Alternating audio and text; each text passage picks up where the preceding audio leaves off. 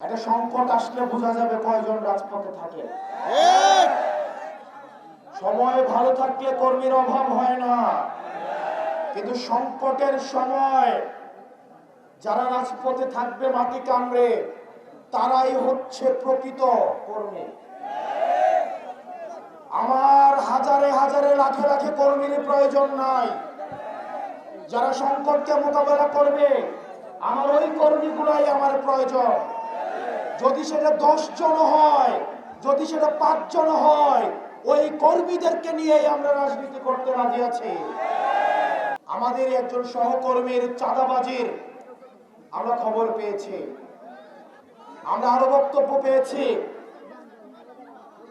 আমার এইসব আমার নিজের অন্য দলের চাঁদাবাজ যদি কেউ হয়ে থাকে, তাহলে আপনারা তাকে ধরে থানায় দিয়ে আসবেন।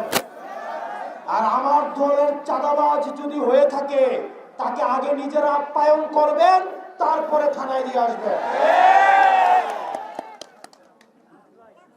এই 20টা চাঁদাবাজ আমাদের আশেপাশে এখন হচ্ছে অনেক তেলবাজ জড়ো হয়েছে। এক জায়গায় দাঁড়াবো, পিছন থেকে সেলফি তুলে প্রিয় নেতার সাথে প্রিয় সেলফি। এই সেলফি বেচে চাঁদাবাজি করে